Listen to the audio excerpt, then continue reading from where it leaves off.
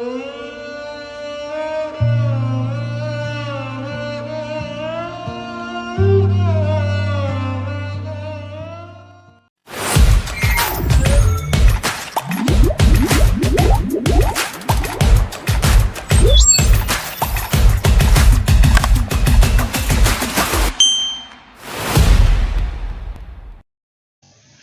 वालेकुम वरहमतुल्लाहि वबरकातुहू। हम विलागो से खुश आमदेद।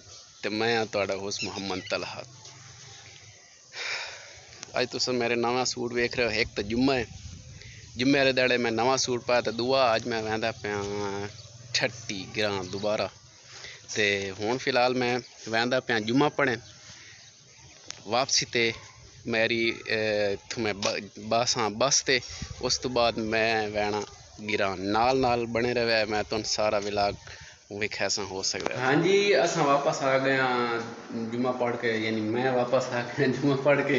ते बस 15-20 मिनट मेरे इतने रेस्ट घर ते इस तो इलावा मैं अपनी तैयारी मेरी होई खड़ी, तैयारी करे सा रवानगी दी।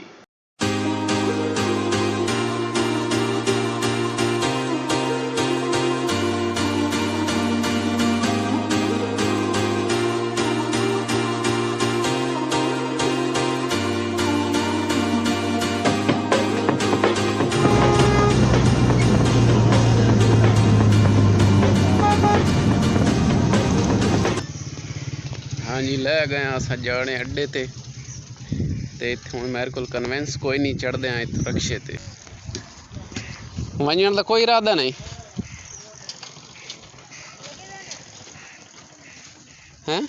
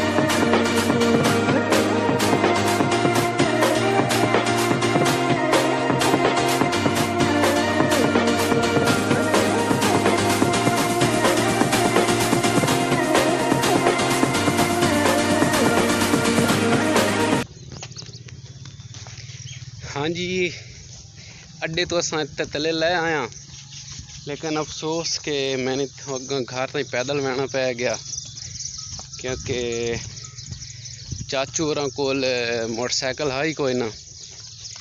मैं हुण वहदा पाया पैदल घर। राह दे तुहानू मंजर विखाना।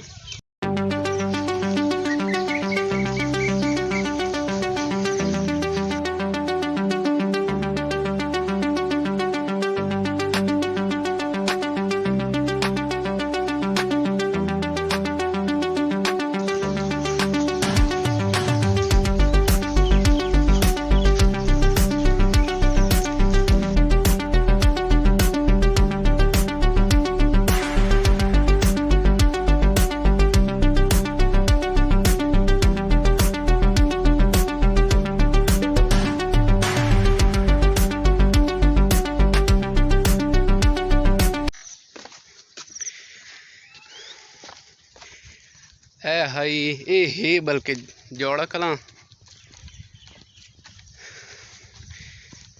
जोड़े ते जोड़े टपदा पिया मैं ते वहदा पिया ठट्टी। घर अप्पड़ के बाद अगले विलाग मिलते हैं।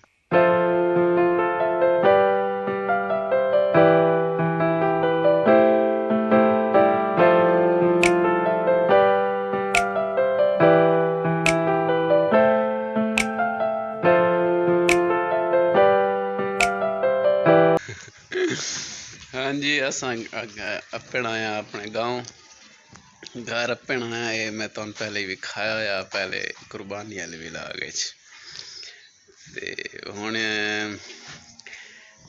शिकंजी पीती इत्थे ते बड़ा यानी एक सकून जिहा आया अपने घर आके, गाँव आके।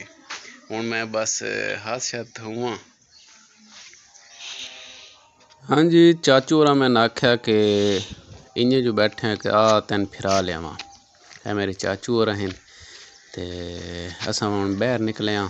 सब तो पहले असां गए आं रिश्तेदारां दे घर। मेरे दादा जी इत्थे रहिंदे न, यानी मेरे दादे दे जेह्ड़े भाई हैं उन्हां नाल मिले आं।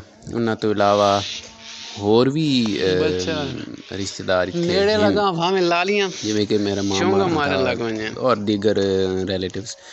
उन्हां नाल मिले आं।